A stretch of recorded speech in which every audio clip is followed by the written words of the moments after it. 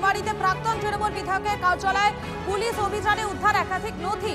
গতকাল কেন্দ্রীয় বাহিনীকে সঙ্গে নিয়ে মেমারির প্রাক্তন বিধায়ক মধুসূদন ভট্টাচার্যের কার্যালয়ে তল্লাশি অভিযান চালায় পুলিশ। পুলিশ সূত্রে খবর, তল্লাশি চলাকালীন কার্যালয় থেকে বিপুল সংখ্যক চাকরি প্রার্থীর বায়োডাটা, একাধিক নামের তালিকা, বাংলার বাড়ি এবং আবাস যোজনা উপভোক্তাদের তালিকা সংক্রান্ত নথি উদ্ধার হয়েছে। প্রাক্তন বিধায়ক এবং সাংসদের সই করা কিছু কাগজ পাওয়া গিয়েছে বলে খবর।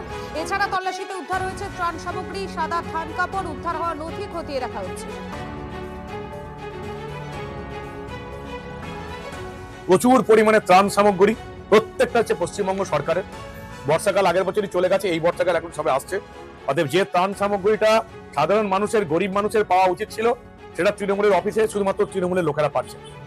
অবিশ্বাস্য ব্যাপার, আমি কখনো দেখিনি যে রাজ্যপালের কাছে ফাইন্যান্সিয়াল অ্যাসিস্ট্যান্ট জন্য চিঠি পাঠানো হচ্ছে, সেটা তৃণমূলের অফিসে ফর্ম ফিল আপ হবে। বিধায়ক আগে সই করে রেখে দিয়েছে।